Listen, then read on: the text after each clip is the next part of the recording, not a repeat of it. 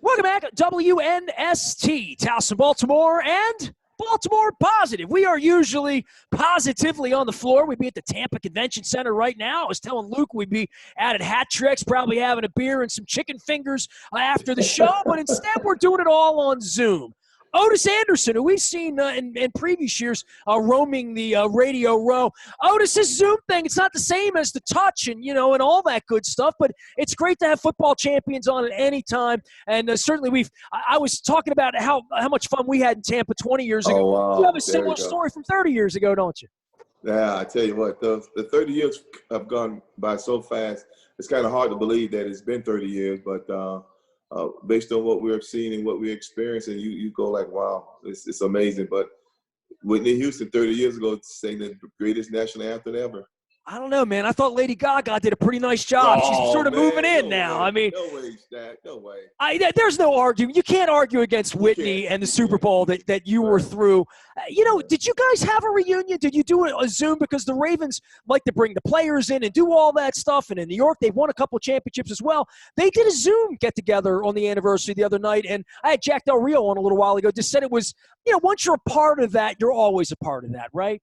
Yeah, you are. And no, we didn't do a Zoom Super Bowl reunion. Some of us, got together on our own and called each other and kind of laugh and talk about what went on and where we were when the kick was made, was missed rather.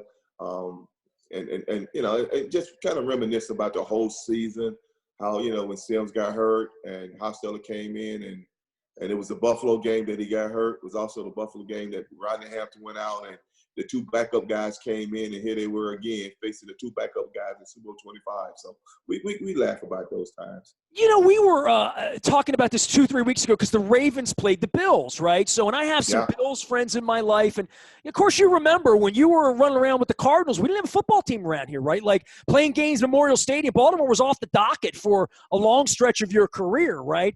And, my friend was a Bills fan. I remember being in his living room and watching that kick. I think you probably had a better seat, right? But did you have your eyes open, or what were you doing at that point? You know what? I was looking at the sideline of Mar Levy, Andre Reed, and James Lofton holding hands, and they really told me what went on. I didn't know. You watched them. Good. I watched them because when the kick went off, their hands started going up like this here, and then I saw them just drop like in dismay, and I kind of looked back up and I caught the ball drifting off to the right, and that's when I found out that they missed it. And then Disney was standing behind me yelling, if he missed the field goal, you're the MVP. And on the other side of the field, they were telling Thurman, if he makes it, you're the MVP. So Disney had both sides covered on that one. Well, I tell you what, it's a pleasure to have you on. I'm sorry we're not at the Super Bowl. Tampa's got such good energy for me, yes. Right? And the memories, and we're all. But this COVID thing, you're up in New Jersey right now. I guess you're under a couple feet of snow here. A little different than maybe the junket would have been going down and maybe having some stone crabs after the show tonight, right? Absolutely. And what I feel bad for a lot of first-year players who are in the Super Bowl not really getting the true experience of what Super Bowl is all about, because as you said, you got the fans coming from out of town, from teams who are in it, and being Tampa to be fans locally, but just having that whole feeling and knowing that you're going to be tailgating and all the things that go with that, and you had the NFL experience, so you're missing all of that. At least the fans are as well, are missing all of that, and then you're going to have 22,000 people in the stand. And 75 of that 22,000 is first responders. So I'm happy for that and for them, but it's just so different now. The Super Bowl is, again, it's almost like it's played virtually, because kind of how we're going to see a lot of the commercials and just all the things that would have brought a lot of us alumni players back to the fold of reuniting, playing golf together, just hanging around in Tampa, going to Ybor City, baby. Get a cigar, big fat one, right? Yeah, that's right. That's right. Well, where else can I go on Radio Row running to you, seeing Lawrence Taylor, or I've had Carson over the year. All the legendary players come together. I think this will whet the appetite. We get this thing together in L.A. I think the league will have L.A. figured out next year. What do you think? I believe so, and I believe it's going to be bigger and better, and they're going to have more time to do it. But again, it all depends on how we do it with this vaccine and making sure that we're keeping people healthy and safe. So we can continue to do that. Then I think that the next Super Bowl can be even more exciting and bigger and better. I love Super Bowl MVP Otis Anderson joining us here. You talk about medical and vaccines and where we all are. You're here on behalf of something that's sort of near and dear to me. My wife is type 1 diabetic. Okay. Was diagnosed at 19. She's also a two-time cancer survivor and bone marrow transplant. My wife's nice. hit it all. Whoa. But the diabetes thing, type 1, type 2, a lot of folks don't know the differences. I wouldn't have known if I hadn't married a diabetic. Yeah. And I know you're here and everybody has a cause, Super Bowl week. You're here on behalf of Novo Nordisk and type 2 diabetes. Give me a little framework for where your life and your health is. Well, being a type 2 diabetic is, you got to constantly, watch yourself and what you're eating. You try to exercise a lot more. It's really manageable if you do all the right things because, diabetes doesn't take a day off. It's constantly there. And, with COVID-19, having diabetes and being obese, with obesity are some of the causes of diabetes. It puts us at a higher risk of developing COVID-19. So we have to definitely be careful, and we got to do the things that they talk about with COVID-19. Stay 6 feet away from one another, wash your hands, and keep away from your face. And just be proactive. By exercising, because if you don't exercise, you get what they call the COVID-20 and the COVID-30, and that's why that excess weight that you're gaining puts you in a bad situation to be obese, and that's why the NFL Alumni Association and Novo Nordisk paired together to bring this program called Huddle Up, Let's Talk Obesity. And it's such a great cause because we are both concerned about weight gain and obesity being some of the causes for diabetes. So to have the NFL alumni to charm in and Novo Nordisk's been doing this for years about, dealing with diabetes and also weight gain and obesity. So it just was a perfect match to have these two come together. Well, I love having you guys stop by and talk about all of these. A lot of times men's health issues or just human health issues. I think we've all been impacted by this. Not being able to go out and move around and do the things we're used to doing and interact. I mean, human beings are brought together. I mean, we're seeing that this week where we're not together again with something I've done for 27 years. For your health and for your age and where you are, for football players along the spectrum, for all these years, I've seen a lot of players come back with a lot of health challenges, that the game, provides. And then there's the downside of what happens, on the other end of this. I think the league has really kind of stepped up with a lot of the alumni as well as the alumni organizations. I work with Matt Stover and Kyle Richardson here.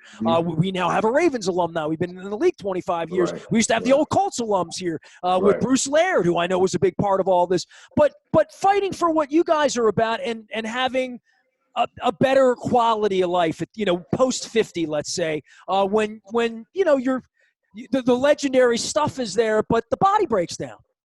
Yeah, what happens too is the fact that we still feel that we're that great athlete. We were once one of the elite of the elite as far as conditioning and staying in shape, and you look at that and you take pride to that, and also you go through a period of denial. You don't want to believe that you are capable of attaining these illness, and you don't believe the fact that you gain that much weight. Like when I was over 330 pounds, and I didn't know it. And I say to my friends all the time, how come you guys never told me I was that heavy? They said, we thought you knew. So having a relationship with doctors and making sure that you come up with some kind of regimen of exercise, because those are things that are going to help you. And if we can just get past that, because, as the general, men, we just don't talk about our health. We kind of stay away from that because we feel like that's a curse. Or something. Like women, they go to the doctor all the time. Men, we very seldom go. So for us to understand that it's okay to go to the doctor, talk to your doctor, establish a relationship, and just try to find some balance in your life. If you can do that, then you can deal with everything. And like with me, with type 2 diabetes, that's how I deal. I got balance. I do exercise. I watch what I eat, and I try to control my weight because, your weight is your A1C total of what diabetes is all about. How long ago were you diagnosed? Oh, I got this in about, I'm 64 now, believe it or not, just turned 64 in January. Almost eligible for the shot. I know, one more, baby. I'm fighting for it. I'm even trying to lie and say I'm actually 65. But Yeah, back in my 50s, that's when I realized Okay. it started at 45. Symptoms started at 45. Like, for instance, I started noticing that my skin, like as I put lotion on my skin, it still appeared to be ashy. So it started back when I was about 45, 47 was when I started noticing. Then I noticed I started having kind of weak vision a little bit, but I thought that was contributed to old age. You know, as you get older, you do lose your eyesight. I know. I'm But 52, Otis. yeah, there we go. And then you start noticing different things, but that's why it's important to have a relationship with your doctor so you can go and get checked out and, and get this stuff under control before it become a real big problem. Well, let's keep you healthy on behalf of our friends at Novo Nordisk and keeping people aware of type 2 diabetes. And, of course, I always ask this question. I had Coach on last week as one of our partners here on behalf of Living Classrooms. I said, you won that game. You're a champion. You're an MVP. How did it change your life all these years later? Just having the fans to constantly thank you. You get that constant thank you from fans for winning. And fans are saying, I don't know if I ever going to see another one again. Those kind of thank yous because, we did it, and then we did it 2 more times after that. But you just don't know how many times you're going to do it. But just having the fans to congratulate me on my success as a player, and I played the game for them, and that's how they feel.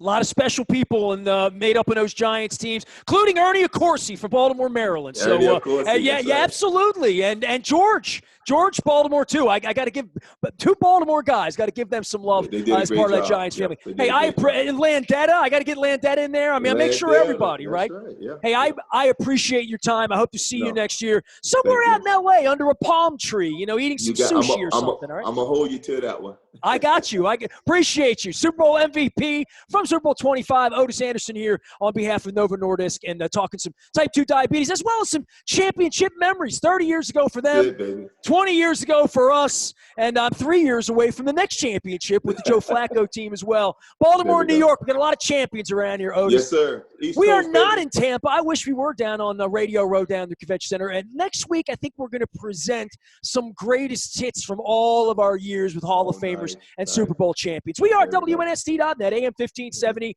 the anti-Radio Row week here for Super Bowl 55.